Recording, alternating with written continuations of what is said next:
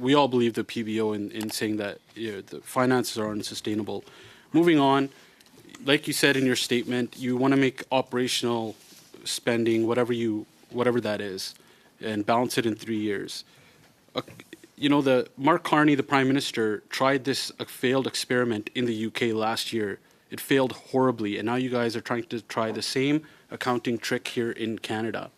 When at the end of the day, the bottom line is still the bottom line. I'll quote the PBO and what he's saying for your claims about splitting it between operating and capital costs. The PBO said, "We haven't seen a clear definition of what would fall into capital and would fall into operating." He further said about your operating budget that we currently don't have a definition of operating budget. He went on to say something very alarming. The bottom line of the government will not change, which means debt is still debt at the end of the day. It doesn't matter how many columns you try to present in front of Canadians and try to trick them.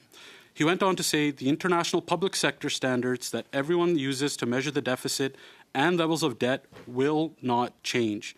The first reason that won't change is those are the accounting standards. The second reason is the ratings agencies won't let you change it. That's the first thing they're going to go to.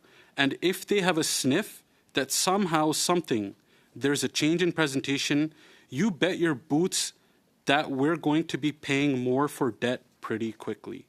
So you guys are going to try the same failed experiment that Mark Carney advised the UK government on just last year.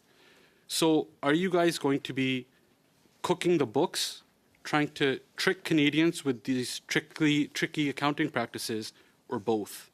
I think, Madam Chair, it's irresponsible for a member of Parliament to use language like that. I will say that. It's irresponsible. Because the member knows full well that we're not replacing anything, we're adding. This is a new lens for people at home to understand. Would the minister agree debt is debt?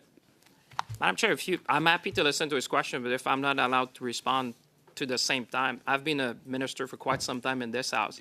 Normally, I have the same time than That's the colleague. That's why it's not a new government. Canadians deserve to correct the record because that was an irresponsible statement. Thank you, Minister, and thank you, Mr. Hallan.